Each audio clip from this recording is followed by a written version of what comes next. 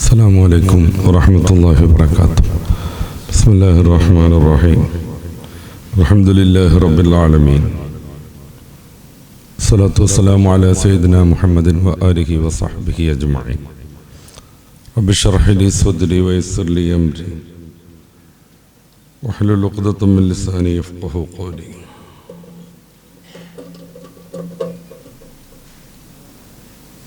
ബഹുമാന്യരായ പണ്ഡിതന്മാരെ, പ്രിയപ്പെട്ട രക്ഷിതാക്കളെ, സഹോദരന്മാരെ, ഇൻഷാ അല്ലാഹ് പരിശുദ്ധമായ റജബിൻ്റെ ആദ്യഘട്ടത്തിൽ വിശുദ്ധമായ പള്ളിയിൽ ഒരുമിച്ച് കൂടി അള്ളാഹുവിനെ കുറിച്ച് പറയാനും ഉൾക്കൊള്ളാനും മനസ്സിലാക്കാനും സന്നദ്ധരായ ഈ വിശ്വാസി സമൂഹത്തെ അള്ളാഹു കബൂലാക്കുമാറാവട്ടെ. ആമീൻ.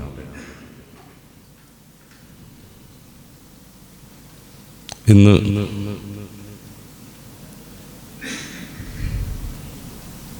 പവിത്രമെന്ന് വിശുദ്ധ ഖുർആൻ തന്നെ പരിചയപ്പെടുത്തിയ 4 മാസങ്ങളിൽപ്പെട്ട റജബ്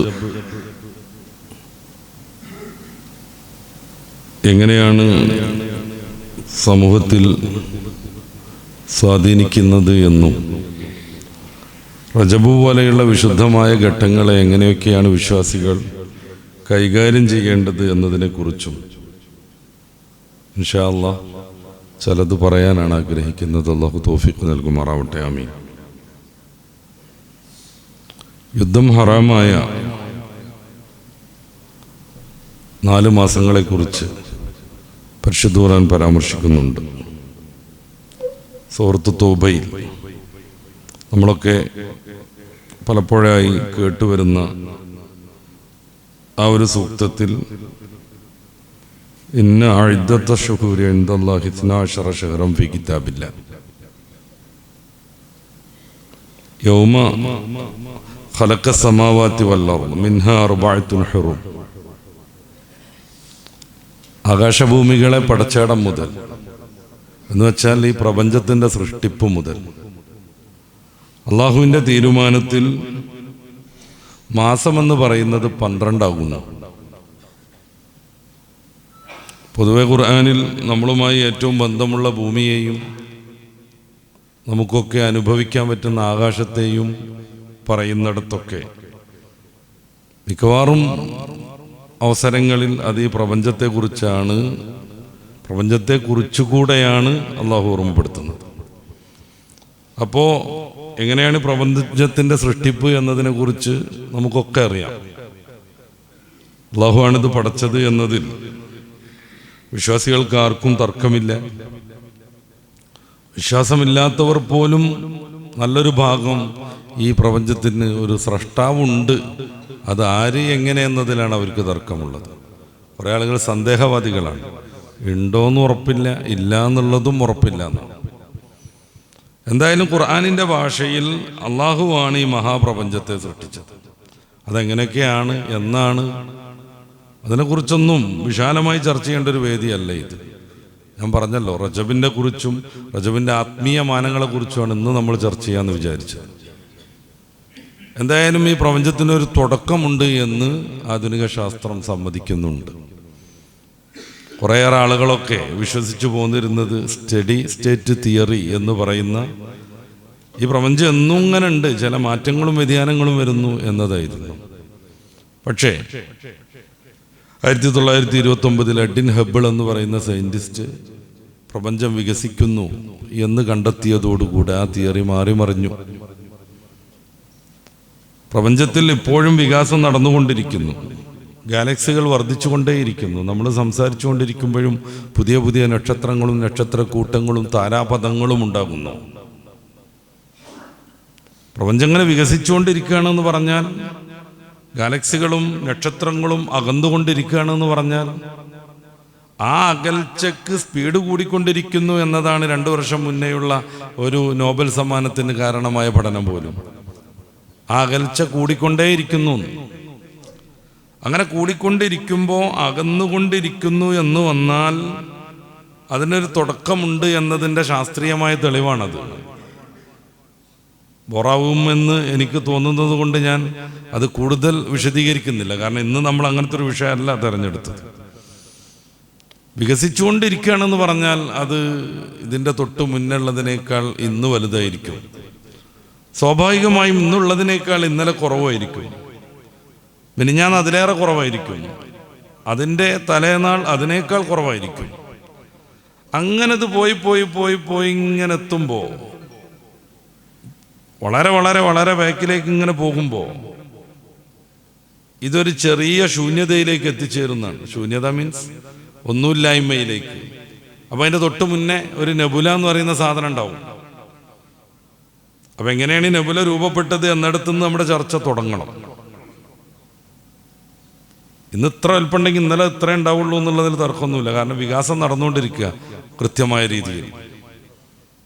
അങ്ങനെ വരുമ്പോൾ ആ ഒരു നെബുലയിൽ ഒരു വിസ്ഫോടനം നടന്നു, മഹാസ്ഫോടനം നടന്നു.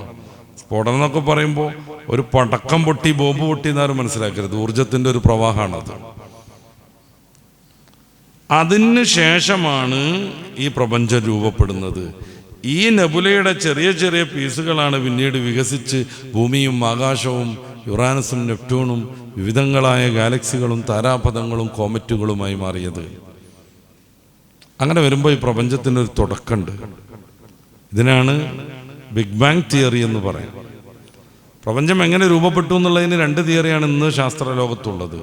എല്ലാവരാലും സ്വീകരിക്കപ്പെടുന്നത് ഈ ബിഗ് ബാങ് തിയറിയാണ്. എന്ന് വെച്ചാൽ ഈ പ്രപഞ്ചത്തിനൊരു തുടക്കം ഉണ്ടായിരുന്നു എന്നുള്ളതാണ്. കുറേ കാലൊക്കെ ആളുകൾ വെച്ച് പുലർത്തിയൊരു സിദ്ധാന്തമാണ് ഞാൻ നേരത്തെ പറഞ്ഞ സ്റ്റഡി സ്റ്റേറ്റ് തിയറി. ഈ പ്രപഞ്ചം എന്നും ഉണ്ട്, ചില മാറ്റങ്ങൾ ഇങ്ങനെ വരുന്നുണ്ട് എന്നേ ഉള്ളൂ എന്ന്. പ്രപഞ്ചത്തിൻ്റെ ഒരു തുടക്കമുണ്ട് എന്ന് വരുമ്പോൾ അതിനൊരു തുടക്കക്കാരനുണ്ടാകും. നെബുലയിൽ സാന്ദ്രത കൂടിയാണത് പൊട്ടിത്തെറിച്ചത് എന്ന് പറയുമ്പോൾ എങ്ങനെയാണ് ഈ സാന്ദ്രത കൂടിയത് എന്നതിനെ കുറിച്ച് ചർച്ച ചെയ്യേണ്ടി വരും. ബാഹ്യമായൊരു മർദ്ദമില്ലാതെ ഇത്തരം പ്രവർത്തനങ്ങൾ നടക്കില്ലെന്ന് സയന്റിഫിക്കായിട്ട് തെളിയിക്കപ്പെട്ടതാണ് ന്യൂട്ടൻ്റെ 1-ാം ചലന നിയമത്തിലൊക്കെ. അങ്ങനെ വരുമ്പോൾ എങ്ങനെയാണ് ഈ നെബുലയിൽ മഹാവിസ്ഫോടനം നടന്നു? പടച്ച റബ്ബ് അത് നടത്തി എന്നുള്ളതാണ്. എന്തുകൊണ്ട് അന്ന് സാന്ദ്രത കൂടി? റബ്ബ് തായാലും അന്ന് സാന്ദ്രത കൂട്ടാൻ തീരുമാനിച്ചു എന്നുള്ളതാണ്. അല്ലാതെ ഒരു ഉത്തരവും പറയാൻ കഴിയില്ല. സാന്ദ്രത കൂടി, തിക്നെസ് കൂടി. അപ്പം ഇങ്ങനെയായിരുന്നു നെബുല. അതിങ്ങനെ തിക്നെസ് കൂടി കൂടി കൂടി കൂടി അതാണ് പൊട്ടിയെടുത്ത് തെറിച്ചു. നമ്മുടെ കയ്യിനകത്ത് എന്തെങ്കിലും വെച്ച് നമ്മളിങ്ങനെ ഞെക്കി ഞെക്കി ഞെക്കിക്കൊണ്ടിരിക്കുമ്പോൾ സാന്ദ്രത കൂടിയിട്ട് വിരലിൻ്റെ ഇടയിലുള്ള ഗ്യാപ്പിലൂടെ അത് പുറത്തേക്ക് വരുന്നത് പോലെ ഒരു പൊട്ടിത്തെറിയുടെ ഉണ്ടായി എന്നാണ്. എന്തുകൊണ്ട് അന്ന് സാന്ദ്രത കൂടി? ചൂടേറ്റിട്ടാണോ? ചൂടിൻ്റെ സ്രോതസ്സാവുന്ന സൂര്യനോ മറ്റോ ഇല്ല. കാറ്റുകൊണ്ടിട്ടാണോ? കാറ്റുണ്ടാവാനുള്ള ഒരു സംഗതിയും വന്നില്ല. സ്റ്റീഫൻ ഡബ്ല്യു ഹോക്കിൻ്റെ വാക്ക് തന്നെ ഞാൻ ഉദ്ധരിക്കാം. നേരത്തെ പറഞ്ഞ പുസ്തകത്തിൻ്റെ 45-ാം പേജിൽ അന്ന് സമയമില്ല, അന്ന് സ്പേസും ഇല്ല, സ്ഥലവുമില്ല, സമയമില്ല. സ്ഥലവും ഇല്ലാത്ത സമയമില്ലാത്ത കാലത്ത് ഇതിൽ എങ്ങനെയാണ് സാന്ദ്രത കൂടിയത്? അതിനെന്ത് ഭൗതികമായ കാരണം പറയാൻ പറ്റും? വെറുതെ അങ്ങോട്ട് കൂടിയെന്നാണോ? യാദൃച്ഛികത ഒന്നിനെയും സൃഷ്ടിക്കില്ലെന്ന് നമ്മൾ മനസ്സിലാക്കുക. പിന്നെ എങ്ങനെ കൂടിയത്? സ്വാഭാവികമായും അതിൽ ആരോ അത് കൂട്ടി. ഈ കൂട്ടിയവൻ ആരാണ്? ഒരൊറ്റ ഉത്തരമേ ഉള്ളൂ. ഖാലിഖുസ്സമാവാതി വൽ അർള്, പ്രപഞ്ചത്തിന്റെ സ്രഷ്ടാവാകുന്ന അല്ലാഹു. അതുകൊണ്ട് സൂറത്ത് ഇബ്രാഹിമിന്റെ 10-ാമത്തെ വചനത്തിൽ ഖുർആൻ ചോദിക്കുന്നത് അഫില്ലാഹി ശക്കുൻ ഫാത്തിരിസ് സമാവാതി വൽ അർള്, ഈ ബ്രഹ്മാണ്ടങ്ങളെ സൃഷ്ടിച്ച പടച്ച് സംവിധാനിക്കുന്ന റബ്ബിൽ നിങ്ങൾക്ക് സംശയത്തിന് വല്ല പഴുതുമുണ്ടോ എന്ന്. സ്വാഭാവികമായിട്ടും ചോദിക്കും, അല്ലാഹു സുബ്ഹാനഹു വ തആല എന്തിനാ അന്ന് സാന്ദ്രത കൂട്ടി? ലാ യുസ്അലു അമ്മാ യഫ്അൽ, അവൻ എന്താ ചെയ്തെന്നുള്ളത് ചോദ്യം ചെയ്യാൻ പറ്റൂല. വഹുവ ഫഅാലുൻ ലിമാ യുരീദ്, അവൻ്റെ ഇഷ്ടം പോലെ ആഗ്രഹിക്കും, ഇഷ്ടം പോലെ പ്രവർത്തിക്കും. അതിന് ചോദ്യം ചെയ്യാൻ കഴിയില്ല. അപ്പോഴാണത് അള്ളാഹു ആവുന്നത്, ഇലാഹാവുന്നത്, ദൈവമായി മാറുന്നത്. അല്ല നമ്മുടെ സങ്കല്പത്തിനനുസരിച്ച് ഒതുങ്ങണ ഏതെങ്കിലും സംഗതി അല്ല ഇലാഹ് എന്ന് പറഞ്ഞാൽ. ഈ ഘട്ടം മുതൽ അള്ളാഹു പ്രപഞ്ചത്തെ സൃഷ്ടിച്ചിടം മുതൽ 12 മാസങ്ങൾ, 13 പറ്റൂല. കാരണം ഋതുഭേദങ്ങൾ ഇങ്ങനെ വരും, ഓരോ സീസണും മാറി മാറി മാറി വരും. 12 തന്നെ. നമ്മൾ ഹിജ്റ കലണ്ടറാണ് ആശ്രയിക്കുന്നത്. അത് ചന്ദ്രനുമായി ബന്ധപ്പെട്ട കലണ്ടറാണ്. നേരെ മറിച്ച് നമ്മുടെ ജനുവരി എന്നൊക്കെയുള്ള ഈ ഗ്രിഗോറിക്കൽ കലണ്ടർ, അപ്രകാരമുള്ള നമ്മുടെ ഈ ആഷാഢം എന്നൊക്കെ പറയുന്ന കലണ്ടർ, കർക്കിടകം ചിങ്ങെന്നറിയുന്ന കലണ്ടർ, ഇതൊക്കെ സൂര്യനെ ആശ്രയിച്ചിട്ടാണ് രൂപീകരിക്കുന്നത്.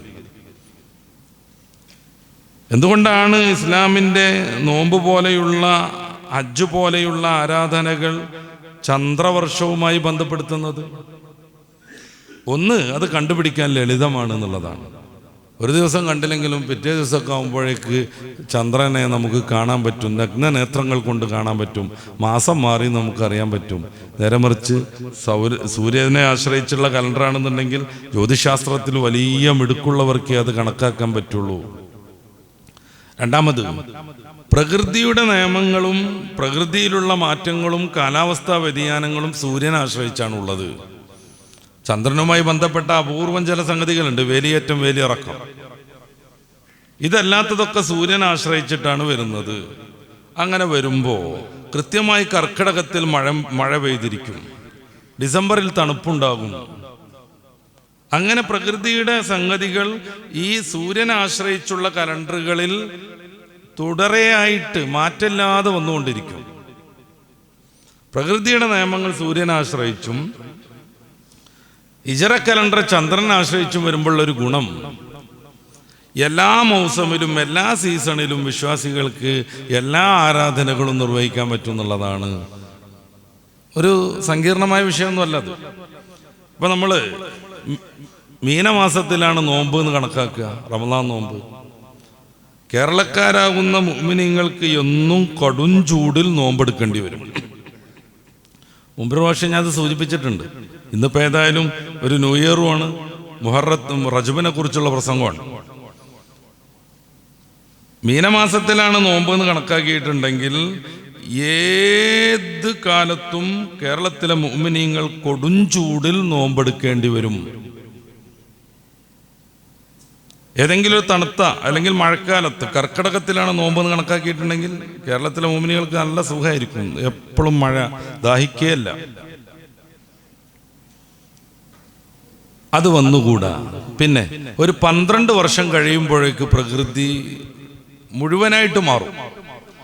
അപ്പൊ ഇപ്പം ചൂടിൽ നോമ്പെടുത്ത ആളുകൾ പതിയെ പതിയെ പതിയെ ചൂടിൽ നിന്ന് തണുപ്പിലേക്കും തണുപ്പിൽ നിന്ന് മഴക്കാലത്തേക്കും പോകും. അപ്പൊ എല്ലാ സീസണിലും ഒരു മനുഷ്യൻ ജീവിച്ച് തീരുമ്പോഴേക്ക് വേനലിൽ നോമ്പെടുക്കും, മഴക്കാലത്ത് നോമ്പെടുക്കും, തണുപ്പത്ത് വൃശ്ചികത്തിൽ നോമ്പെടുക്കും. എല്ലാ സീസണിലും അവന് നോമ്പെടുക്കാൻ പറ്റും. അതുകൊണ്ട് തന്നെ ലോകത്തുള്ള മുഅ്മിനീങ്ങൾക്ക് ഒരു പ്രത്യേക ഭൂവിഭാഗമായതുകൊണ്ട് ഒരു പീഡനമോ വിഷമങ്ങളോ ഉണ്ടാവൂല. നമ്മൾ ആലോചിച്ച് നോക്കുക, ഡെൻമാർക്ക് പോലെയുള്ള നാടുകളിലൊക്കെ ഈ കഴിഞ്ഞ വർഷം 18-19 മണിക്കൂറായിരുന്നു പകൽ.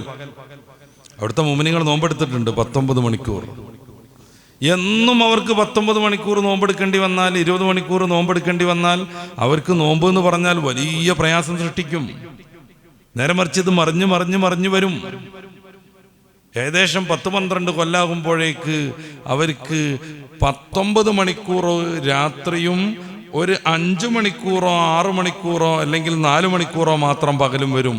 അപ്പം ഇപ്പം 19-20 മണിക്കൂർ നോമ്പെടുത്തതിന് പകരം അപ്പം 4 മണിക്കൂർ നോമ്പെടുത്താൽ മതിയാകും. അപ്പൊ വിശ്വാസികളെ സംബന്ധിച്ചിടത്തോളം ഇപ്പൊ ഈ കഴിഞ്ഞ ഹജ്ജ് സീസണിലൊക്കെ ഗംഭീര ചൂടാണ്. 56 ഡിഗ്രി സെൽഷ്യസ് ഒക്കെ ചൂട് വന്നിട്ടുണ്ട്. ഈ വർഷം കൂടെ അങ്ങനെയൊക്കെ തന്നെ ആയിരിക്കും എന്ന് പറയുന്നു. പിന്നെ പതിയെ പതിയെ അതങ്ങനെ മാറിക്കൊണ്ടിരിക്കും. അപ്പോൾ വിശ്വാസികളെ പൊതുവെ സ്വാധീനിക്കുന്ന ഇത്തരം ആരാധനകളിൽ അവർക്ക് എല്ലാ സീസണിലും ഇത് നിർവഹിക്കാനുള്ള സൗകര്യം കിട്ടും. എന്നാലോ ദിവസം കണക്കാക്കേണ്ട നമ്മുടെ നിസ്കാരത്തിന്റെ ടൈം അത് സൂര്യനെ ആശ്രയിച്ച് തന്നെ നമ്മൾ ചെയ്യും. അപ്പൊ സൗരയൂഥം നമുക്കറിയാവുന്നതുപോലെ നമ്മളൊക്കെ പാർക്കുന്ന ഗാലക്സിയാണ്. ഇതിലുള്ള ഏകദേശം 8 നക്ഷത്രങ്ങളെ അല്ലെങ്കിൽ ഗ്രഹങ്ങളെ മാത്രമേ നമ്മൾ ഇതുവരെ കണ്ടെത്തിയിട്ടുള്ളൂ. പ്ലൂട്ടോയൊക്കെ ഉണ്ടായിരുന്നു നമ്മൾ സ്കൂളിൽ പഠിക്കുന്ന കാലത്ത് ഗ്രഹങ്ങളുടെ കൂട്ടത്തിൽ. അന്ന് നവഗ്രഹങ്ങളായിരുന്നു, 9 ഗ്രഹം. ഇടക്കാലത്ത് പ്ലൂട്ടോ ഗ്രഹമല്ലാന്ന് തീരുമാനമായി. സാധുവിനെ ഗ്രഹത്തിന്റെ പട്ടികയിൽ നിന്ന് തട്ടി ഒഴിവാക്കി. ഇപ്പൊ 8 ഗ്രഹങ്ങളേ ഉള്ളൂ. ഇതിനപ്പുറം ഒരു മഹാപ്രപഞ്ചമുണ്ട്. ഏറ്റവും ചെറിയ ഗാലക്സിയിൽ 1000 കോടി നക്ഷത്രങ്ങൾ ഉണ്ടാവും. കുള്ളൻ ഗാലക്സി എന്നാ പേര്. വലിയ ഗാലക്സിയിലോ 1,00,000 കോടിയോളം നക്ഷത്രങ്ങൾ ഉണ്ടാകും. ഇങ്ങനത്തെ കോടാനക്കോടി ഗാലക്സികളുണ്ട് ഈ മഹാപ്രപഞ്ചത്തിൽ. ഇതെല്ലാം അള്ളാഹു സൃഷ്ടിക്കുന്നു. ആ സൃഷ്ടിക്കുന്നിടം മുതൽ ഇദ്ദത്ത ശുഹൂർ ഇൻദല്ലാഹി 12 ശഹർ, 12 വർഷമാണ് 12 മാസമാണ് ഓരോ വർഷവും. ഈ 12 മാസങ്ങളെ കുറിച്ച് പറഞ്ഞിട്ട് അള്ളാഹു സുബ്ഹാനഹു വ തആല പറയുന്നത് മിൻഹ അർബഅത്തുൻ ഹുറും, അതിൽ പ്രത്യേകം ആദരവുള്ള 4 മാസങ്ങളുണ്ട്. പ്രത്യേകം ആദരവുള്ള 4 മാസങ്ങൾ. ദാലിക ദീനുൽ ഖയ്യിം, ഇതാണ് അവക്രമായ ദീനിന്റെ തീരുമാനം.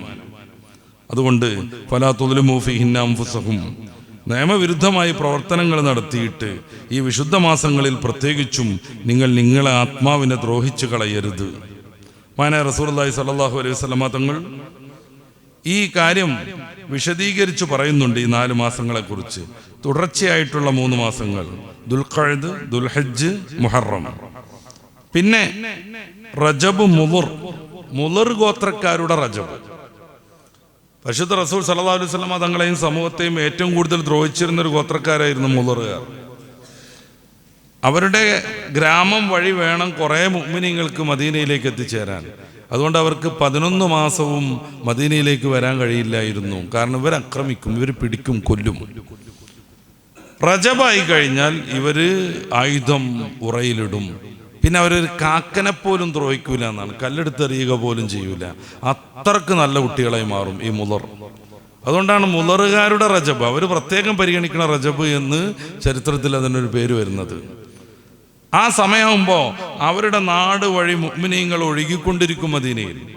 പലരും വിശ്വാസികളാവും, പലരും പ്രതിജ്ഞ പുതുക്കും, കുറേ ആളുകൾ ഫിഖ് പഠിക്കും, അഖീദ പഠിക്കും. എന്നിട്ട് അവർ പറയും, അഭിമായ നബിതങ്ങളെ കുറേ ഇവിടെ ഇരിക്കാൻ കഴിയില്ല, ഞങ്ങൾക്ക് റജബ് കഴിയുമ്പോഴേക്ക് പോകണം. കാരണം റജബ് കഴിയുമ്പോഴേക്ക് മുളറുകാരുടെ ദേശം വിട്ട് കിടക്കണം, അല്ലെങ്കിൽ അവർ ആക്രമിക്കും, ഭയങ്കര ക്രൂരരാണവർ. അതുകൊണ്ടാണ് റജബ് മുളർ എന്നൊരു പ്രയോഗം നമുക്ക് കാണാം, മുളർ ഗോത്രക്കാരുടെ റജബ്. ഈ 4 മാസങ്ങളാണ് പ്രത്യേകമായി വിശുദ്ധിയുള്ളത്. ഈ മാസങ്ങളുടെ വിശുദ്ധി ഇസ്ലാം തുടങ്ങിയതുമല്ല, അത് അതിൻ്റെ ഒരു പ്രത്യേകത. റമളാന് വിശുദ്ധിയില്ലാത്ത കാലങ്ങളുണ്ടായിരുന്നു ചരിത്രത്തിൽ. പക്ഷെ റജബിനെ ആദരിക്കാത്ത ഒരു കാലവും ആദം നബി മുതൽ ഉണ്ടായിട്ടില്ല. പ്രത്യേകത ഈ 4 മാസങ്ങളുടെ ഏറ്റവും വലിയ പ്രത്യേകത, അന്ന് യുദ്ധം പാടില്ലെന്നാണ്, രക്തമൊഴിക്കാൻ പാടില്ല. അത് അവലാ തുദ്ലിമൂ ഫീഹിന്ന അൻഫുസഹും എന്നൊക്കെ പറഞ്ഞതിൻ്റെ ഒരർത്ഥം.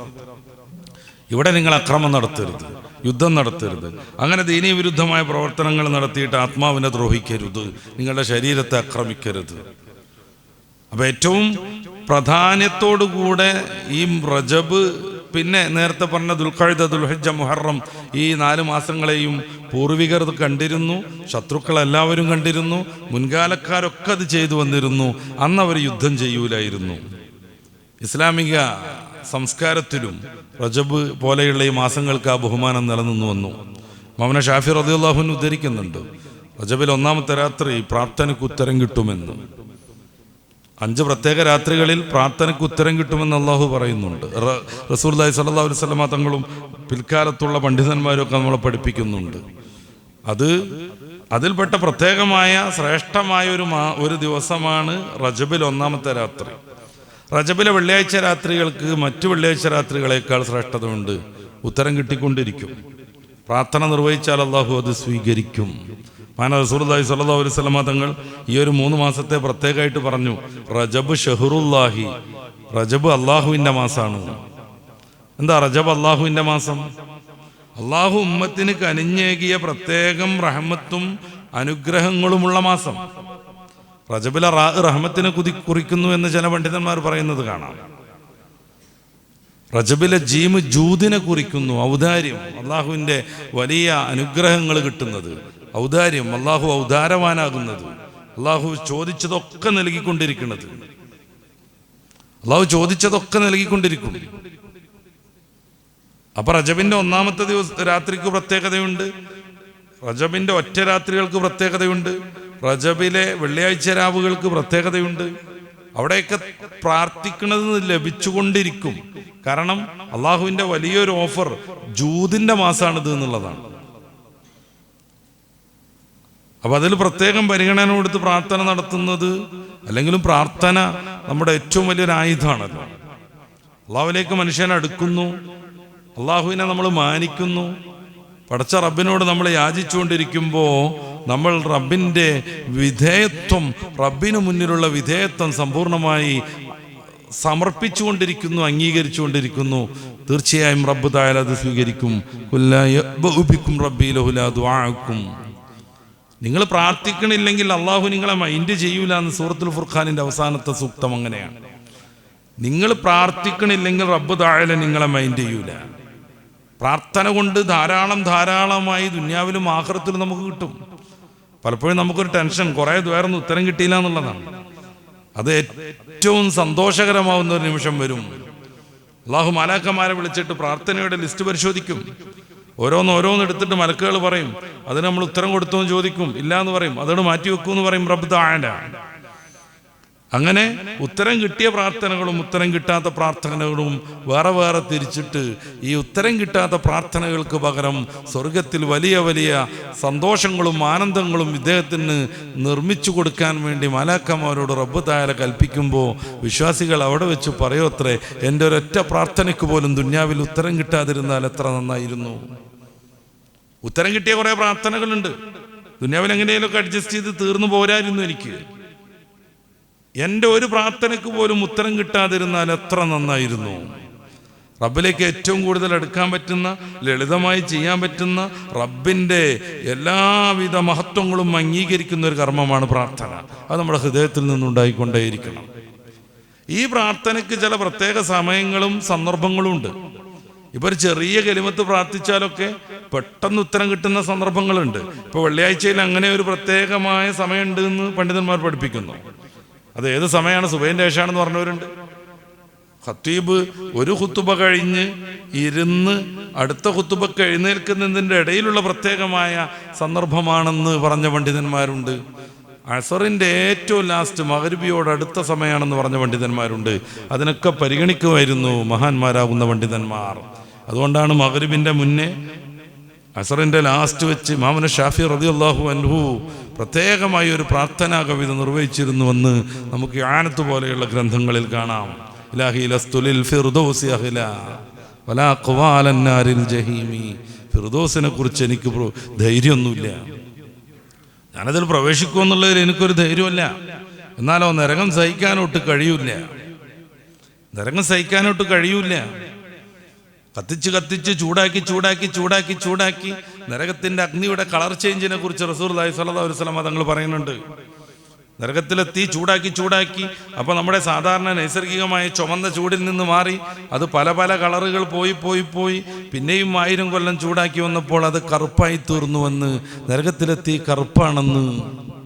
കൗതുകം തോന്നും, എങ്ങനെയാണ് നിരക്ഷരരായിരുന്ന മുത്തുറസൂൽ സ്വല്ലല്ലാഹു അലൈഹി വസല്ലം ഇത്ര മനോഹരമായി ഇത് വർണ്ണിച്ചതെന്ന്. ഇന്ന് നമുക്കറിയാം, ചൂടിൻ്റെ സെൽഷ്യസ് കൂട്ടിപ്പോയാൽ അത് കടും കറുപ്പായി മാറുമെന്ന്. നരകത്തിലെ ചൂട് കറുത്തതാണ്, പിന്നെയും അത് ചൂടാക്കിയെന്ന് ഹബീബായ നബി സല്ലല്ലാഹു അലൈഹി വസല്ലം തങ്ങൾ പറയുന്നുണ്ട്. അതിൻ്റെ കളർ ചേഞ്ചിങ് ഒക്കെ തെർത്തീബായിട്ട് മുത്തുറസൂൽ വിശദീകരിക്കുന്നുണ്ട്. ഇന്ന് അതിലേക്ക് കയറിയ റജബിലേക്ക് നമുക്ക് വ്യാപകമായി കൂടുതൽ പ്രവേശിക്കാൻ പറ്റില്ലെന്ന് ഞാൻ ഭയക്കുന്നു. എന്നാലും സൂചിപ്പിക്കണമല്ലോ, മുത്തുറസൂൽ സല്ലല്ലാഹു അലൈഹി വസല്ലം തങ്ങളുടെ പോരിശ അങ്ങനെ കടും കറുപ്പായി മാറിയത്. ആ ചൂടോട്ട് എനിക്ക് സഹിക്കാനും വയ്യ. അതുകൊണ്ട് ഹബിലി തൗബത്തൻ, എൻ്റെ തൗബ സ്വീകരിക്കണം. എനിക്ക് തൗബ തരണം എന്ന് പറഞ്ഞു കഴിഞ്ഞാൽ അല്ലാഹു തആല തരണ അല്ല തൗബ, നമ്മൾ ചെയ്യണതാണ്. പിന്നെ അല്ലാഹ് ചെയ്യണത് എന്താണ്? തൗബ സ്വീകരിക്കുക എന്നുള്ളതാണ്. വഹബിലി തൗബത്തൻ ഫഗ്ഫിർ ദുനൂബി, എൻ്റെ പാപങ്ങളെല്ലാം പൊറുക്കണം.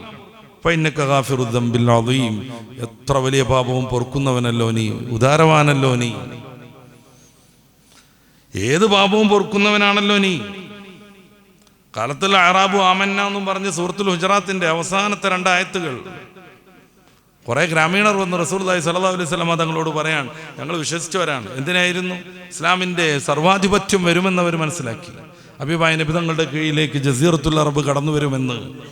ഇനി ആ ഒരു ആന്തോളനത്തിന് എതിര് നിന്നാൽ പറ്റൂല എന്ന്. അതുകൊണ്ട് അവിടെ പോയിട്ട് മുസ്ലിം ആയി അഭിനയിക്കാമെന്നവർ തീരുമാനിച്ചു.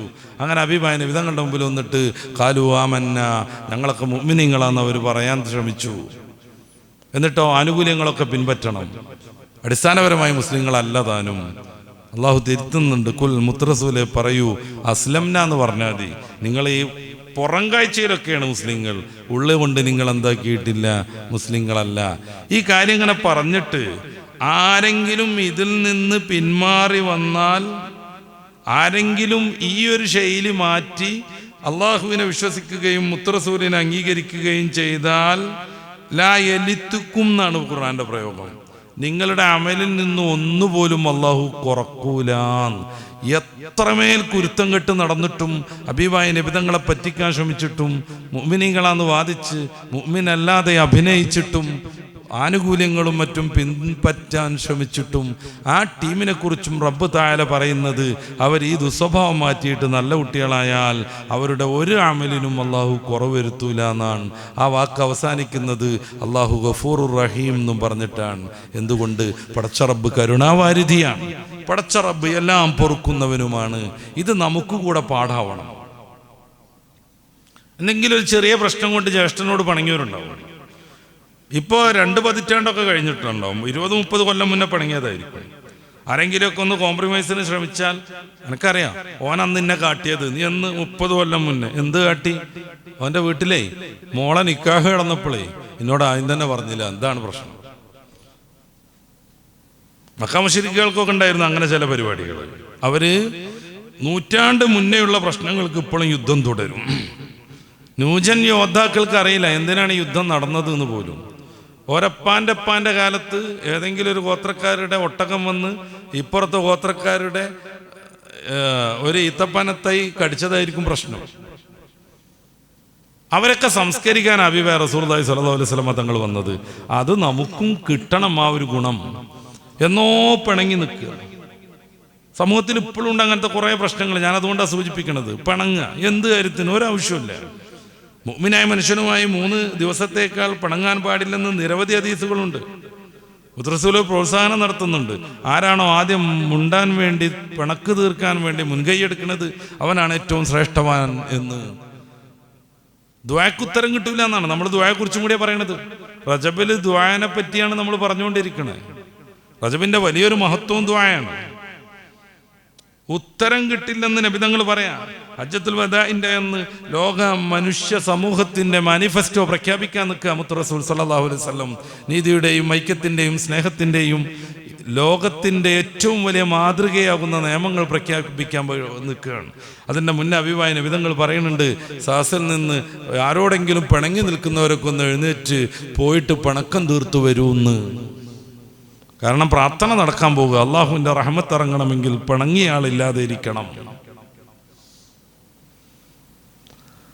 അപ്പൊ ഇസ്ലാമിൽ കടന്നുകൂടി എന്ന് അഭിനയിച്ചിട്ട് ഹബീബായ നബി തങ്ങളെയും സഹാബത്തിനെയും പറ്റിക്കാൻ ശ്രമിച്ചവരെ കുറിച്ചാണ്.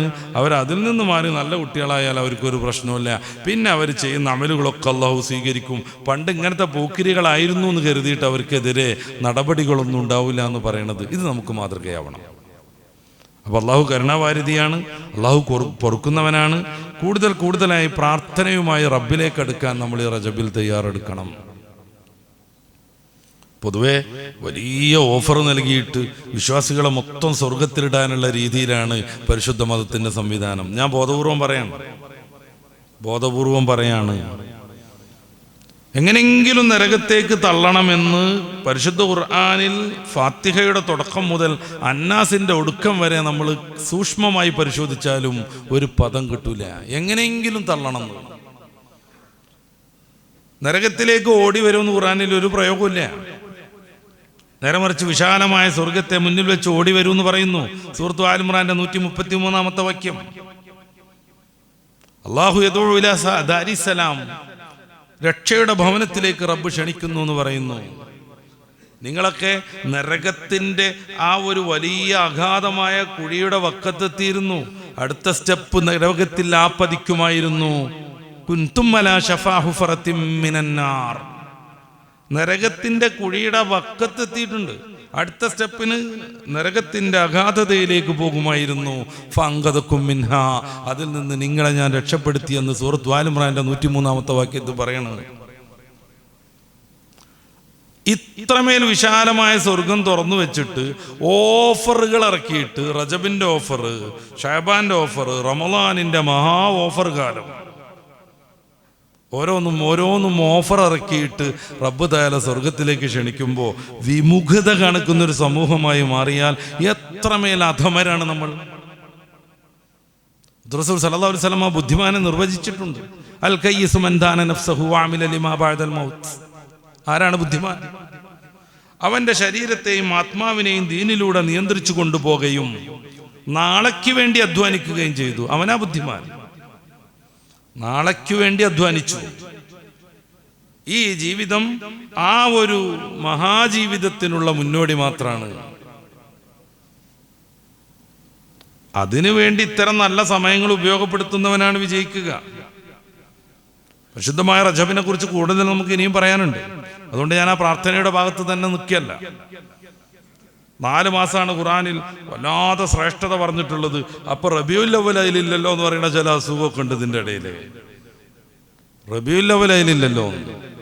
ഇന്ന ഇദ്ദത്ത ശുഹൂരി ഇൻദല്ലാഹി 12 ശഹർ മിൻഹാ അർബഅത്തുൻ ഹുറും. 4 മാസം, ദുൽഖഅദ, ദുൽഹിജ്ജ, മുഹറം, റജബ്. ഇതിൽ റബീഉൽ അവ്വൽ ഇല്ലല്ലോ. റബീഉൽ അവ്വൽ പിന്നെ എന്താ പോരിശാണ്? യുദ്ധം ഹറാമായതുമായി ബന്ധപ്പെട്ടാണ് ഈ സൂക്തം. അതുകൊണ്ടാണ് യുദ്ധം ഹറാമായ 4 മാസങ്ങൾ പറയുന്നത്. ഈ 4 മാസത്തിൽ റമളാനും ഇല്ല. റമളാനിനൊരു പോരിശയില്ലേ? ഷഹ്റു റമളാൻ അല്ലദീ ഉൻസില ഫീഹിൽ ഖുർആൻ, 183-ാമത്തെ വചനം മറക്കരുത്. അൽ ബഖറയിൽ ഷഹ്റു റമളാൻ അല്ലദീ ഉൻസില ഫീഹിൽ ഖുർആൻ. ഈ ലോക സമൂഹത്തിന് വഴികാട്ടിയായി പരിശുദ്ധ ഖുർആനിൽ സൂറത്തുൽ അറാഫിന്റെ 157-ാമത്തെ വാക്യത്തിൽ ഖുർആനെ കുറിച്ച് പറയുന്നത് അല്ലദീ ഉൻസില മഅ റസൂലുള്ളാഹി സ്വല്ലല്ലാഹു അലൈഹി വസല്ലം സമേതം അവതീർണമായ വിശുദ്ധമായ ദിവ്യമായ പ്രകാശം എന്നാണ്. ഈ പ്രകാശം അവതരിച്ചത് ഷഹ്റു റമളാൻ അല്ലദീ ഉൻസില ഫീഹിൽ ഖുർആൻ. എന്നിട്ട് ഷഹ്റു റമളാനിന് ഒരു പോരിശയില്ലേ? ഈ 4 ഷഹ്റു റമളാൻ ഇല്ല. ദുൽഖഅദ, ദുൽഹിജ്ജ, മുഹറം, റജബ്. അതുകൊണ്ട് റമളാനിന് ഒരു പോരിശയില്ലേ? ഇത് പറയുന്നത് യുദ്ധം ഹറാമുമായി ബന്ധപ്പെട്ട 4 മാസങ്ങളെയാണ്. അവിടെ റമളാൻ വരൂല, അവിടെ റബീഉൽ അവ്വലും വരൂല. റഹ്മത്ത് എന്നാണ് റസൂലുള്ളാഹി സ്വല്ലല്ലാഹു അലൈഹി വസല്ലം തങ്ങളെ പറ്റി ഖുർആൻ പറയുന്നത്. സൂറത്തുൽ അംബിയാന്റെ 107-ാം വചനം, വമാ അർസൽനാക ഇല്ലാ റഹ്മത്തൽ ലിൽ ആലമീൻ. റജബ് എന്ന് പറഞ്ഞാൽ റഹ്മത്താണ്. മഹാനായ റസൂലുള്ളാഹി സ്വല്ലല്ലാഹു അലൈഹി വസല്ലം തങ്ങളുടെ ദിവ്യ ചൈതന്യം മില്ലദുന്നാദം അലൈഹിസ്സലാം, ആദം നബി അലൈഹിസ്സലാത്തു വസ്സലാം മുതൽ കൈമാറി വന്നു വിശുദ്ധമായ താവഴികളിലൂടെ. നമ്മൾ മൗലൂദിന്റെ ഒക്കെ അവസാനം ഒരു ഹദീസ് നിർത്തിവെക്കുന്നത് എങ്ങനെയാണ്? അലാ സിഫാഹിൻ ഖത്തു. റസൂലുള്ളാഹി തങ്ങളുടെ മാതൃ പരമ്പരയിൽ ഒരാൾ പോലും വ്യഭിചാരികളല്ലായിരുന്നു, അധർമ്മകാരികളല്ലായിരുന്നു. മുതഖറായ പാരമ്പര്യത്തിലൂടെ കടന്നു വന്നു. സൂറത്തുൽ ശുഅറാഇന്റെ 218-ാമത്തെ വാക്യത്തിൽ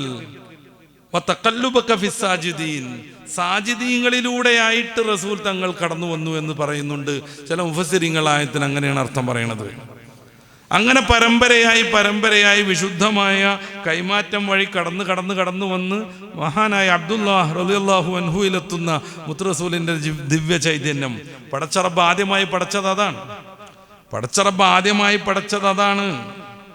ഇബ്നു അബീ ശൈബയുടെ മുസന്നഫിൽ 19-ാമത് ഹദീസായിട്ട് ഉദ്ധരിക്കുന്നത് മഹാനായ ജാബിർ റളിയല്ലാഹു അൻഹു ചോദിക്കുകയാണ് റസൂൽ തങ്ങളോട്, എന്താണ് ആദ്യം അള്ളാഹു പടച്ചത്? ജാബിർ അലൈഹിസ്സലാം മുത്ത് റസൂൽ സല്ലല്ലാഹു അലൈഹി വസല്ലം തങ്ങളോട് വളരെ മൗലിക പ്രാധാന്യമുള്ള ഈ ചോദ്യം ഉന്നയിക്കുമ്പോൾ ഹബീബായ നബി തങ്ങൾ പറയുന്ന ഉത്തരം, നൂറ നബീക യാ ജാബിർ, അള്ളാഹു ആദ്യമായി സൃഷ്ടിച്ചത് അങ്ങയുടെ പ്രവാചകരാകുന്ന എൻ്റെ ദിവ്യ ചൈതന്യമാകുന്നു എന്നാണ്. ആ ചൈതന്യം കടന്നു വന്ന് അതിൻ്റെ ഭൗമ ലോകത്തേക്കുള്ള പ്രത്യക്ഷപ്പെടൽ മഹദിയാം ആമിന ബീവിയിൽ നിന്നുണ്ടാവണം. അതിനുവേണ്ടി മുത്തുറസൂലിന്റെ ദിവ്യപ്രകാശം അബ്ദുല്ലാഹ് റളിയല്ലാഹു അൻഹുവിൽ നിന്ന് ആമിന ബീവിയിലേക്ക് പ്രവേശിക്കുന്നത് റജബ് 1 രാത്രിയിലാണ്. റഹ്മത്താണ് റജബ്. റഹ്മത്തുല്ലിൽ ആലമീനിന്റെ ഭൗതിക പ്രകാശത്തിന്റെ ആരംഭം തുടങ്ങുന്നത് ഇവിടെ വെച്ചാണ്. റജബ് 1 മുതലാണ്.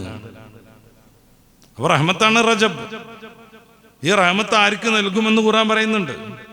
വക്തുബ് ലനാ ഫീ ഹാദിഹി ദുനിയ ഹസന എന്നും പറഞ്ഞിട്ട് മൂസാ അലൈഹിസ്സലാത്തു വസ്സലാം ദുആ ചെയ്യുന്നുണ്ട്. എന്നിട്ട് പടച്ച റബ്ബ് പറയണത് വറഹ്മത്തി വസിഅതു കുല്ല ഷൈഇ, എൻ്റെ കാരുണ്യം എല്ലാ വസ്തുക്കളെയും ആവരണം ചെയ്ത് നിൽക്കുന്നു. ഫസഅക്തുബുഹാ, അത് ഞാൻ കണക്കാക്കുന്നത്, അത് ഞാൻ നൽകുന്നത് ലില്ലദീന യത്തഖൂൻ വയുതൂന സക്കാ വഹും ബിൽആഖിറതി ഹും യൂഖിനൂൻ.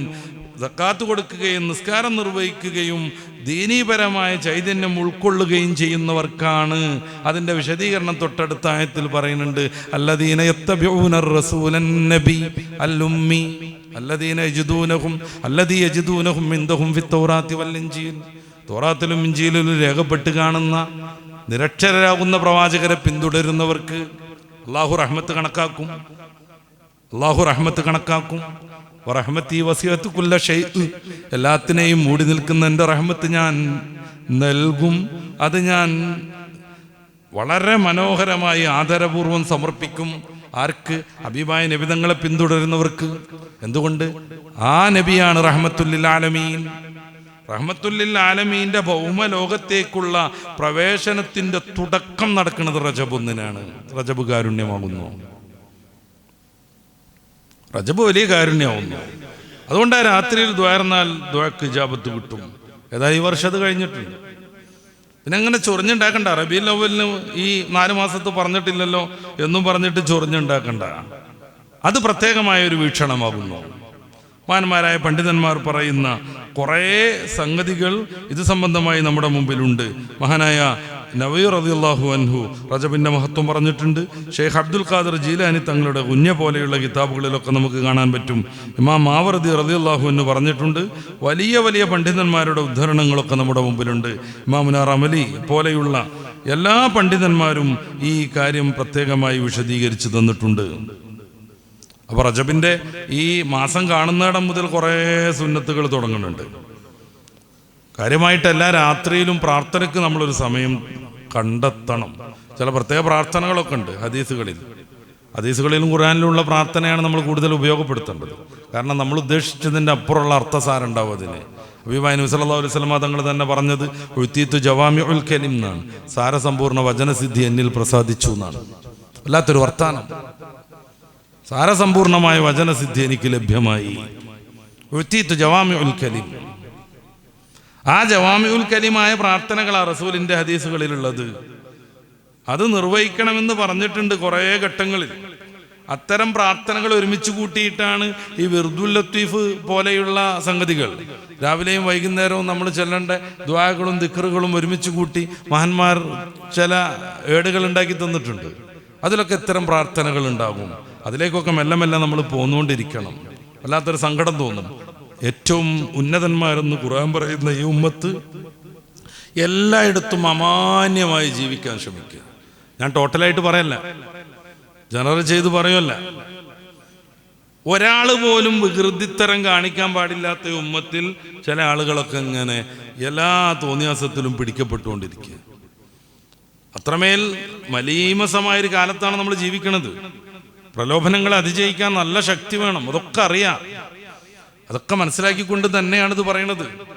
ഒരാൾ പോലും വികൃതം പ്രവർത്തിക്കാൻ പാടില്ലാത്ത, വൈകൃതം ചെയ്യാൻ പാടില്ലാത്ത ഈ ഒരു ഉമ്മത്തിൽ പല ആളുകളെയും പല പേരുകാരെയൊക്കെ നമ്മൾ അതിലിങ്ങനെ കാണുകയാണ്. തീർച്ചയായിട്ടും തിരുത്തേണ്ടതാണത്.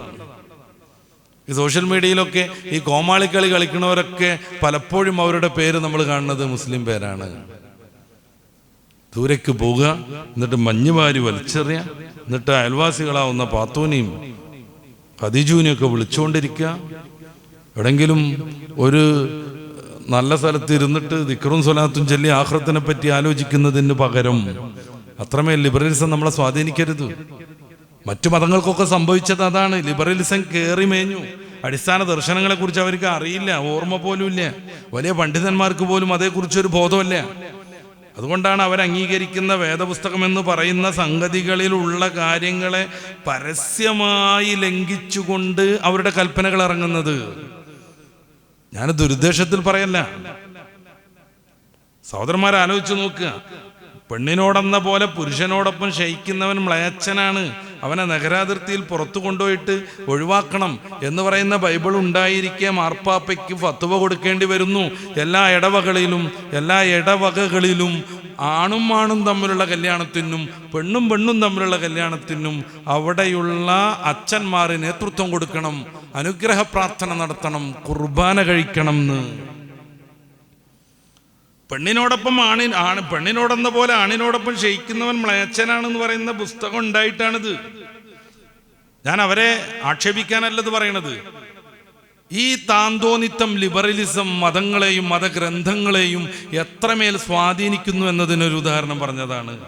ഈ ഗ്രന്ഥവുമായി ബന്ധപ്പെട്ട് ഇനിയും കുറേ പറയാനുണ്ട്. അങ്ങനെ തന്നെ അതിലൊരു പ്രയോഗം ഉണ്ടല്ലോ, ഇനിയും പറവാനുണ്ട്.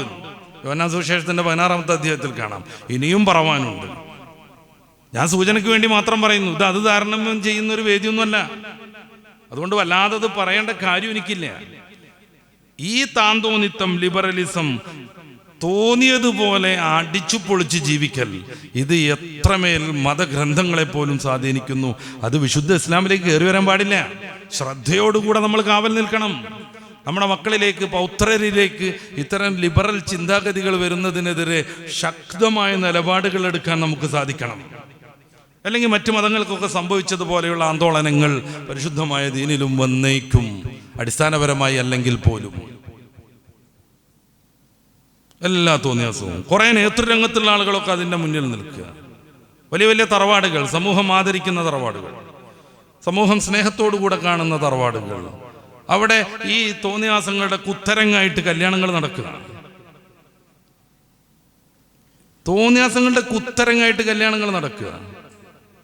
ആദരിക്കപ്പെടുന്ന സയ്യിദ് തറവാടുകളിലൊക്കെ ഇതുപോലെ അങ്ങനെയൊന്നും ആലോചിക്കാൻ പറ്റാത്ത അത്ര വിശുദ്ധമായിരുന്ന പരമ്പരയിൽ ജനിച്ചവരും പറന്നവരും എല്ലാ ഡാൻസും കൊട്ടും പാട്ടും കരിമരുന്നും കൂടിച്ചേരലും ആണും പെണ്ണും സ്റ്റേജിൽ കയറലും ആണും പെണ്ണും പുതിയ ലോകത്ത് കാണുന്ന കല്യാണത്തിൻ്റെ പേക്കൂത്തുകളെല്ലാം സംയുക്തമായി നിർവഹിച്ച് സർവരും കാൺകെ ഇതൊക്കെ ചെയ്തുകൊണ്ട് അത് വീഡിയോ എടുത്ത് പുറത്ത് വിട്ട് സമൂഹത്തെ മാനം കെടുത്താൻ ശ്രമിക്കുക. ദുർദ്ദേശത്ത് പറയല്ല, പരിശുദ്ധമായ ദീനിനോടുള്ള സ്നേഹം കൊണ്ട് പറയുന്നു.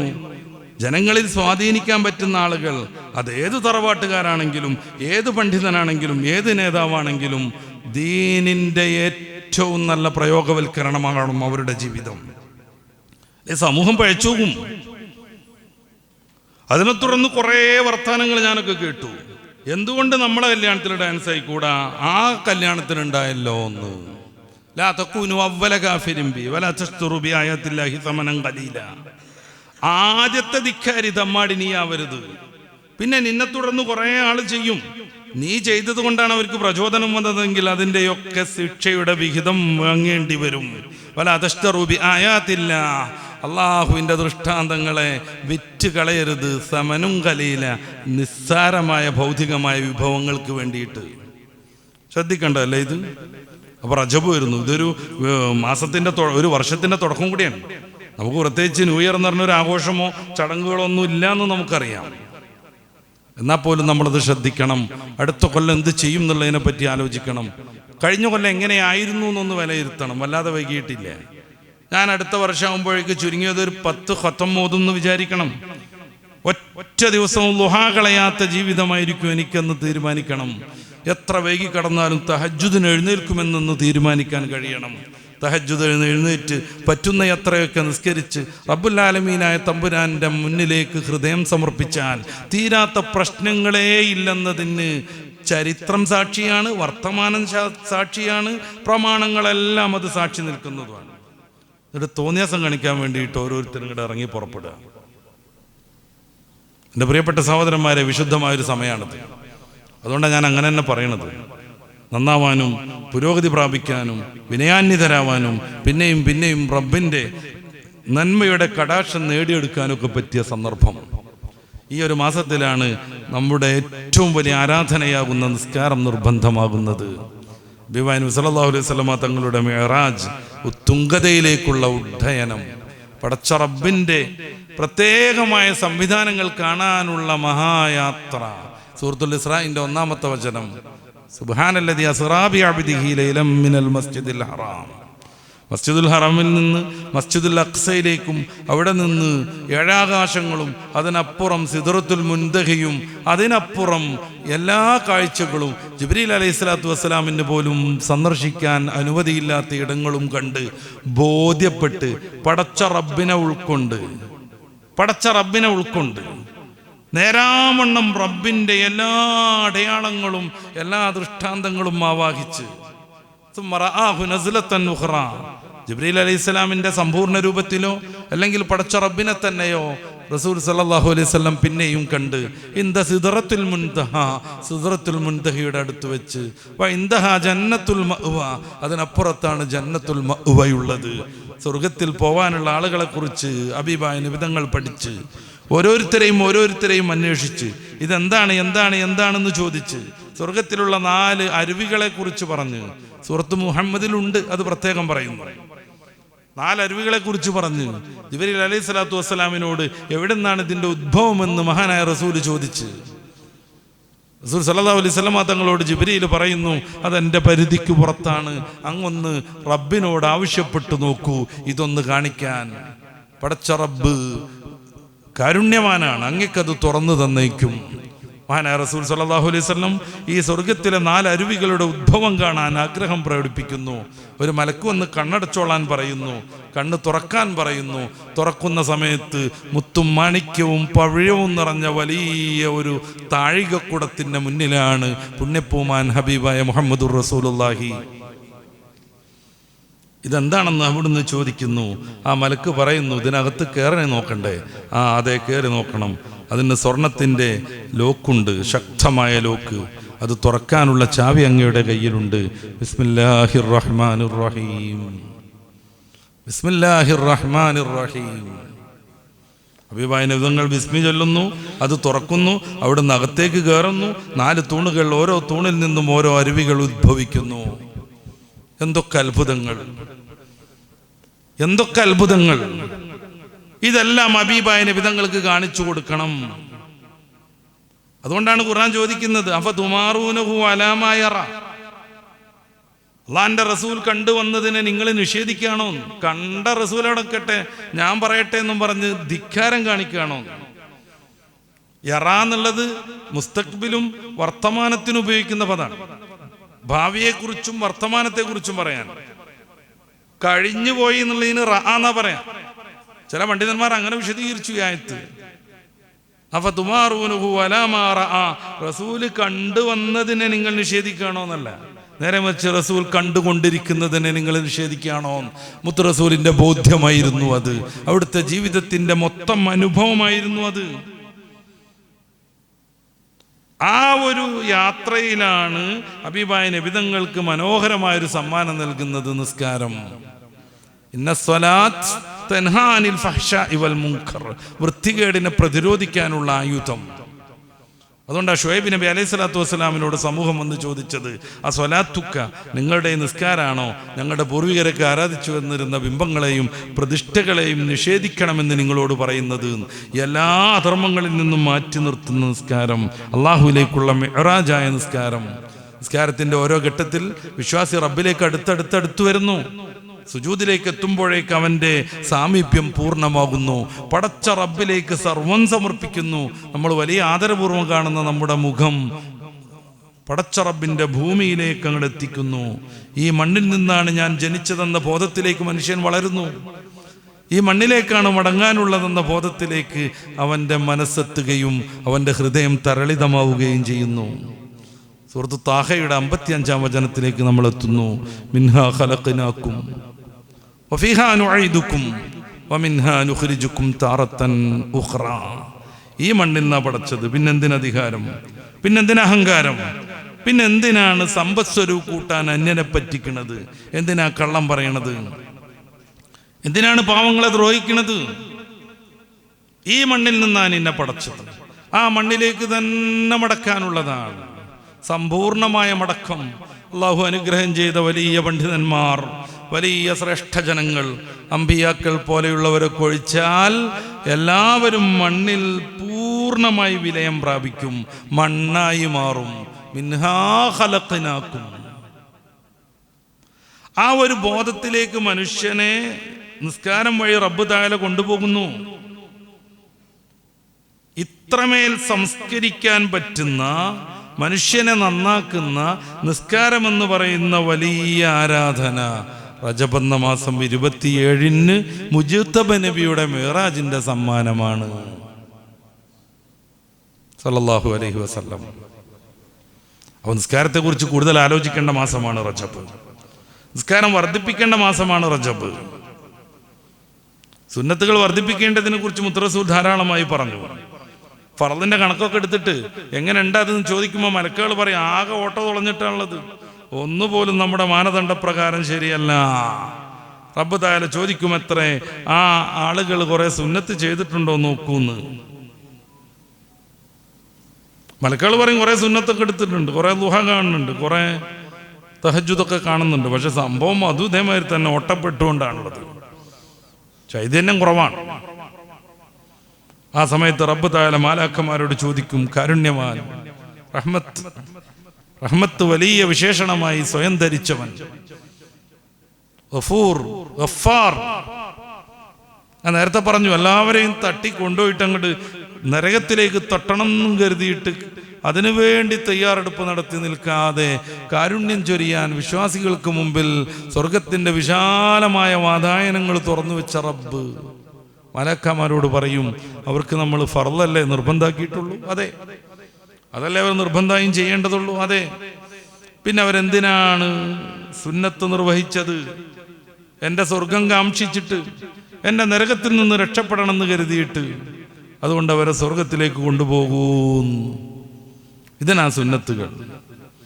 കൃത്യമായി ഫർള് നിർവഹിച്ച് അത് 100% സ്വീകരിക്കാൻ പറ്റും വിധത്തിലാണെങ്കിൽ നമുക്ക് ഫർള് തന്നെ മതി. ഒരു തർക്കമല്ലതിൽ. വിധങ്ങളുടെ സദസ്സിലേക്ക് ഒരാൾ കയറി വരുന്നുണ്ട്, ഒരു ഗ്രാമീണനായ മനുഷ്യൻ. ഉപചാരങ്ങളൊന്നും വല്ലാതെ പാലിക്കാതെ അദ്ദേഹം ചോദിച്ചു, എന്താ എനിക്ക് നിർബന്ധം? മുത്തറസൂൽ സല്ലല്ലാഹു അലൈഹി വസല്ലം തങ്ങൾ പറഞ്ഞു, 5 വഖ്ത് നിസ്കാരത്തിൽ വേറൊന്നും നിർബന്ധമല്ലേ എന്ന് ചോദിച്ചു. ഇല്ല എന്ന് പറഞ്ഞു മുത്തറസൂൽ. പിന്നെ നോമ്പ് റമദാനിൽ മാത്രം, അത് മതിയോ? അത് മതി. വർഷത്തിൽ 1 പ്രാവശ്യം ഹജ്ജ്, കാശുണ്ടെങ്കിൽ സക്കാത്ത്. അദ്ദേഹം പറഞ്ഞു, പണമൊന്നുമില്ല, അതുകൊണ്ട് സക്കാത്തിന്റെ കാര്യം ആലോചിക്കണ്ടല്ലോ. ഹജ്ജ് ഞാൻ 1 വട്ടം നിർവഹിച്ചിട്ടുണ്ട്, അതിന്റെ പരിപാടിയും തീർന്നല്ലോ. ഇനി 5 വഖ്ത് നിസ്കാരമല്ലേ, റമദാനിൽ നോമ്പല്ലേ. വല്ലാഹി ലാസീദ്, വല്ലാഹി ലാസീദ് എന്ന് മുദ്രാവാക്യം വിളിച്ച് അയാൾ ഇറങ്ങിപ്പോണുണ്ട്. ഇതിനേക്കാൾ ഞാൻ കൂട്ടൂല, എനിക്ക് കുട്ടികളെ നോക്കാണ്ട്, ജോലി ചെയ്യാണ്ട്, ഒരു ഗ്രാമീണനാ, പാവപ്പെട്ട മനുഷ്യൻ, ഇതിനേക്കാൾ ഞാൻ കൂട്ടൂല. ആ സമയത്ത് അദ്ദേഹത്തെ ചൂണ്ടി പുണ്യപൂമാൻ ലോകൈക ഗുരു മുഹമ്മദുർ റസൂലുള്ളാഹി പറയുന്നുണ്ട്, സ്വർഗത്തിലേക്ക് നടന്നു പോകുന്ന ഒരാളെ ശ്രദ്ധിക്കൂന്ന്. അദ്ദേഹം സ്വർഗത്തിലേക്കാണ്. കാരണം അത്ര വിശുദ്ധമായ നിസ്കാരമാണ് അദ്ദേഹം നിർവഹിക്കുന്നത്, നോമ്പാണ് അദ്ദേഹം നിർവഹിക്കുന്നത്. അത് അങ്ങനെ തന്നെ സ്വീകരിക്കും. അങ്ങനെ സ്വീകരിക്കുന്ന ഉറപ്പുള്ള ഫർളുണ്ടെങ്കിൽ അതന്നെ മതി. പക്ഷേ വൈകല്യങ്ങൾ നിറഞ്ഞ നിരവധിയായ പ്രശ്നങ്ങളുള്ള നമ്മുടെ നിസ്കാരം ചിലപ്പോൾ ഇவ்விധം നമ്മളെ സ്വർഗത്തിലേക്ക് ഏറ്റാൻ പറ്റിക്കൊള്ളണമെന്നില്ല. അപ്പോഴാണ് റവാത്തിബുകളുടെ പ്രസക്തി, അപ്പോഴാണ് ദുഹായുടെ പ്രസക്തി, തഹജ്ജുദിന്റെയും വിത്റിന്റെയും പ്രസക്തി. ഇത് അള്ളാഹു നിർബന്ധമാക്കിയതല്ല, ഐച്ഛികമായ പുണ്യാണ്, വേണമെങ്കിൽ ചെയ്താൽ മതി. എന്നിട്ടും വിശ്വാസി അതിൽ ഗൗരവം കാണിച്ചാൽ തീർച്ചയായും റബ്ബ് തആല അവനെ ഉപേക്ഷിക്കില്ലെന്ന് നമുക്ക് പ്രതീക്ഷിക്കാം. അതിന് പറ്റിയ മാസമാണ് റജബ്. റജബിൽ നോമ്പുകൾ കുറേയുണ്ട്. മിറാജ് നോമ്പ് സുന്നത്തുണ്ട്. എല്ലാ മാസത്തിലും ഈ അതിൻ്റെ മധ്യസമയത്ത് നോമ്പ് സുന്നത്തുണ്ട്, 2-3 ദിവസം. അവസാനം അമാവാസി സമയത്ത് നോമ്പ് സുന്നത്തുണ്ട്.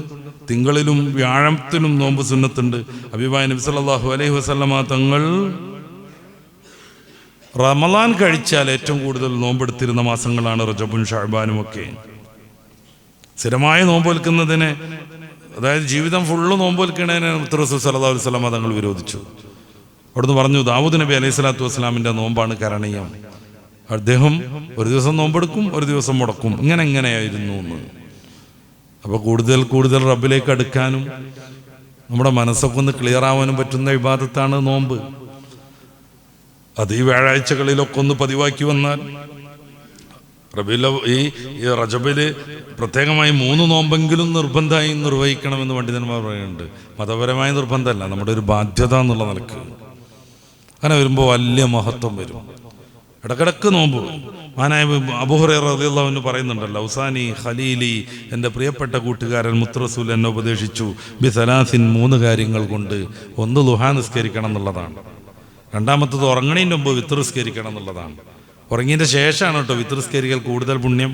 പക്ഷേ മുടങ്ങുന്ന എന്തെങ്കിലും ചെറിയൊരു സംശയം വന്നാൽ പിന്നെ നിസ്കരിച്ചിട്ടേ കിടക്കാവൂ. സാവത്തിൻ്റെ കൂട്ടത്തിൽ തന്നെ 2 ശൈലി പാലിച്ചവരുണ്ട്. സിദ്ദീഖുൽ അക്ബർ തങ്ങൾ ഫുള്ള് വിത്ർ നിസ്കരിച്ചിട്ടാണ് ഉറങ്ങാറ്. ഉമർ ഫാറൂഖ് തങ്ങൾ ഉറങ്ങി എഴുന്നേറ്റിട്ടാണ് വിത്ർ നിസ്കരിക്കാറ്. രണ്ടും 2 വീക്ഷണാണ്. സിദ്ദീഖ് റളിയല്ലാഹു അൻഹു എങ്ങാനും ഉറങ്ങിപ്പോയിട്ട് വിത്ർ നഷ്ടപ്പെട്ടാലോ എന്നുള്ളിടത്താണ്. സിദ്ദീഖ് തങ്ങൾ അതുകൊണ്ട് സൂക്ഷ്മതയെ പിടിക്കുന്നു. നേരെ മറിച്ച് ഉമറുൽ ഫാറൂഖ് തങ്ങൾ ഇത്ര ശ്രേഷ്ഠമായ വിത്ർ നിസ്കാരം വിട്ടിട്ട് അങ്ങോട്ട് ഉറങ്ങലാണോ എന്നുള്ള ആ ദൃഢതയെ പിടിക്കുന്നു, പ്രതിനിധീകരിക്കുന്നു. റസൂലെ രണ്ടും വിശദീകരിച്ചു. സിദ്ദീഖുൽ അക്ബർ തങ്ങൾ സൂക്ഷ്മതയെ സ്വീകരിച്ചു. സിദ്ദീഖ് തങ്ങൾ ഒരിക്കലും മുടങ്ങരുത് എന്ന് കരുതിയിട്ട് ഫുള്ള് നിസ്കരിച്ചിട്ട് എത്ര തിരക്കുണ്ടെങ്കിലും കിടക്കുള്ളൂ.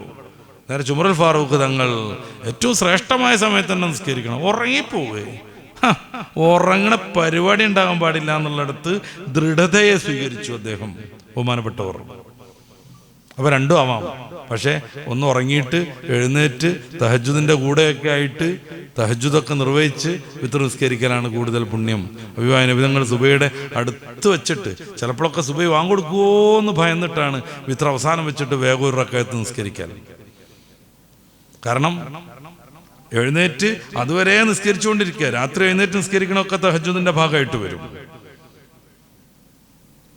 വിത്റിന് വലിയ പോരിഷുണ്ട്. നബി സല്ലല്ലാഹു അലൈഹി വസല്ലം തങ്ങൾ പറഞ്ഞു, വിത്ർ നിസ്കരിക്കുന്ന കുടുംബത്തിന് വേണ്ടി പ്രത്യേകം കാരുണ്യത്തിന് ദ്വാരുന്നു. റഹിമല്ലാഹു റഅൻ, ഒരു മനുഷ്യനെ അള്ളാഹു അനുഗ്രഹിക്കട്ടെ എന്നും പറഞ്ഞിട്ട് അവിടുന്ന് പറഞ്ഞത് രാത്രി എഴുന്നേൽക്കുന്നു, തഹജ്ജുദ് നിസ്കരിക്കുന്നു എന്നാണ്. അദ്ദേഹം ഭാര്യനെയും വിളിച്ചുണർത്തുന്നു. അവരിങ്ങനെ തിരിഞ്ഞും മറിഞ്ഞൊക്കെ കിടക്കുകയാണെങ്കിൽ ഇത്തിരി വെള്ളമൊക്കെ കൊണ്ടുവന്ന് മുഖത്ത് തെളിക്കുന്നു. അങ്ങനെ അവരും നിസ്കരിക്കുന്നു എന്നാണ്. പിന്നെ ഭർത്താവിനെ കുറിച്ചും പറഞ്ഞു, ഭാര്യനെ കുറിച്ചും പറഞ്ഞു, റഹിമല്ലാഹു റഅൻ, അള്ളാഹു ഒരു പെണ്ണിനെ അനുഗ്രഹിക്കട്ടെ. അവരെഴുന്നേൽക്കുന്നു, തഹജ്ജുദ് നിസ്കരിക്കുന്നു, മറ്റു നിസ്കാരങ്ങൾ നിർവഹിക്കുന്നു, ഖുർആൻ ഓതുന്നു, പല ഗുണങ്ങളും ചെയ്യുന്നു. ഭർത്താവിനെ വിളിച്ചുണർത്തുമ്പോൾ അദ്ദേഹം അങ്ങനെ തിരിഞ്ഞു കടന്ന് കളിക്കുകയാണ്. അപ്പോൾ ഇത്തിരി വെള്ളം കൊണ്ടുവന്ന് മുഖത്തൊക്കെ കുടഞ്ഞു കൊടുക്കുന്നു. അദ്ദേഹവും എഴുന്നേൽക്കുന്നു. ദിവസം പ്രഭാഷണം കേൾക്കുക, ദിവസം നമ്മളിങ്ങനെ ഓരോന്നായിട്ട് മനസ്സിലാക്കിക്കൊണ്ടിരിക്കുക. പിന്നെയും നമ്മൾ എന്ത് ചെയ്യുക? ഈ പഴയ മാതിരി തന്നെ ജീവിതം ഇങ്ങനെ കൊണ്ടുപോവുകയും ചെയ്യുക. അതല്ല വിശ്വാസി ചെയ്യേണ്ടത്. അവൻ്റെ ജീവിതത്തിൽ നിരന്തരമായി അപ്ഡേഷൻ വരണം. അതുകൊണ്ട് ഇടക്കിടക്ക് പുണ്യങ്ങളുടെ മാസങ്ങളും ദിവസങ്ങളും അള്ളാഹു സംവിധാനിക്കുന്നത്. അതാലോചിക്കണം. അതിനാണ് ഇടക്കിടക്ക് നിസ്കരിക്കാൻ പറയുന്നത്. സുബൈയുടെ സമയത്ത് തന്നെ 5 വക്ത് നിസ്കരിച്ച് പോകാൻ പറ്റുമോ? പറ്റൂല. സുബൈ നിസ്കരിക്കുന്നതോടുകൂടെ നമ്മുടെ മനസ്സിലാകെ നല്ല ചൈതന്യം നിറയും. റബ്ബിനോടുള്ള ബന്ധം കൂടി വരും. റബ്ബിനോട് നമ്മൾ വല്ലാതെ അടുത്തു പോകും. പിന്നെ നമ്മുടെ ജീവിത വ്യവഹാരങ്ങളിലേക്ക് പോകും. ഓഫീസിൽ പോകും, ജോലി സ്ഥലത്ത് പോകും, കൂട്ടുകാരടുത്ത് പോകും, കുടുംബത്തിലെത്തും. ഇതിങ്ങനെ മെല്ലെ ലോലായിട്ട് വരും, ചുരുങ്ങി വരും. അപ്പോഴേക്ക് ളുഹറിന്റെ ബാങ്ക് കൊടുക്കും, പള്ളിയിലേക്ക് എത്തും, നിസ്കരിക്കാൻ നിൽക്കും. പിന്നെയും നമ്മൾ റീസെറ്റ് ആവും, റീഫ്രഷ് ആവും. സ്വാഭാവികമായിട്ട് പിന്നെയും നമ്മൾ നമ്മുടെ ജീവിത വ്യവഹാരങ്ങളിലേക്ക് ഇറങ്ങും. അപ്പം അങ്ങനെ പതിയെ അത് കുറഞ്ഞു വരും. അതുകൊണ്ടാണ് ഒരൊറ്റ സമയത്ത് 5 വക്തും കൂടി നിർവഹിക്കാൻ പറ്റാതെ 5 വ്യത്യസ്ത സമയങ്ങളിൽ ഇതിനെ സംവിധാനിക്കുന്നത്. ഇടക്കിടക്കൊക്കെ വേറെ സുന്നത്തും കൊടുക്കുന്നത്. റബ്ബിനോടുള്ള ബന്ധം, ഓർമ്മ, ശ്രദ്ധയിൽ നിന്ന് വിശ്വാസി മാറാൻ പാടില്ല. ഇൻഷാ അല്ലാഹ് റജബിന് ശേഷം ഷഅബാൻ വരും, റമദാനും വരും. പഴയ ഒരു റജബും ഷഅബാനുമല്ലാതെ റമദാനുമല്ലാതെ നല്ല വിശുദ്ധമായൊരു മാസങ്ങളായി ഇവകളെ മാറ്റാൻ നമുക്ക് പറ്റണം. ഖത്തം ഓതി വെച്ചവരുണ്ടാവും, അത് വേഗം പൂർത്തിയാക്കണം.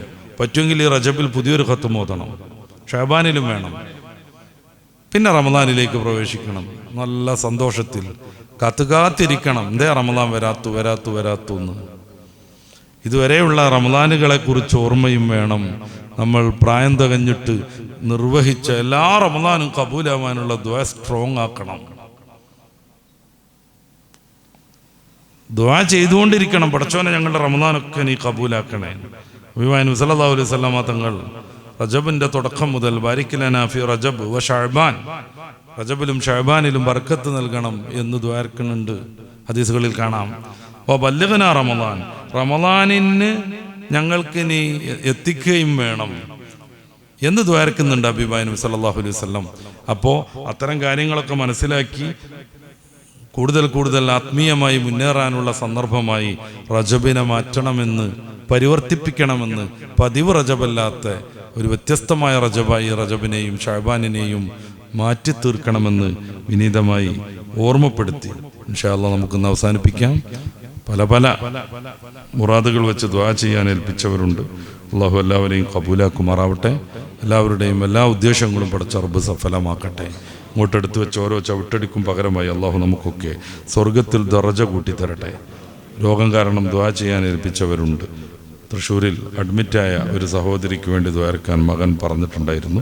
അള്ളാഹു അവർക്കും നമ്മളിൽപ്പെട്ട ആരൊക്കെ ഏതൊക്കെ വിധത്തിൽ രോഗങ്ങൾ അനുഭവിക്കുന്നുണ്ടെങ്കിൽ എല്ലാവർക്കും ഷിഫ നൽകുമാറാവട്ടെ. മരണപ്പെട്ടവർ കുറേ ഉണ്ട്. ഞങ്ങളുടെ ഓഫീസിലുള്ളൊരു ജുനൈദർ എന്ന സഹോദരൻ്റെ ഉപ്പന്നലാണ് മരണപ്പെട്ടത്. അള്ളാഹു മഗ്ഫിറത്ത് കൊടുക്കട്ടെ, മർഹമത്ത് കൊടുക്കട്ടെ. കൂടുതൽ ഉജ്ജ്വലമായി പരിശുദ്ധ ദീനിൽ തുടരാനും പരിശുദ്ധ ദീനിൻ്റെ സേവകരായി മാറാനും അള്ളാഹു നമ്മൾക്ക് അനുഗ്രഹിക്കട്ടെ. നമ്മുടെ മുത്താലിമീങ്ങൾ ഈ ദർസിലും നമ്മുടെ വിവിധ ദർസുകളിലും സ്ഥാപനങ്ങളിലുള്ള മുത്താലിമീങ്ങൾ അള്ളാഹു എല്ലാവർക്കും നല്ല ബുദ്ധിവൈഭവവും നല്ല ഓർമ്മശക്തിയും നൽകി അനുഗ്രഹിക്കട്ടെ. ദീനിൻ്റെ ഖാദിമീങ്ങളായി അവരെയും നമ്മയും അള്ളാഹു വളർത്തി തരട്ടെ. ربنا آتنا في الدنيا حسنة وفي الآخرة حسنة وقنا عذاب النار آمين برحمتك يا أرحم الراحمين. السلام عليكم.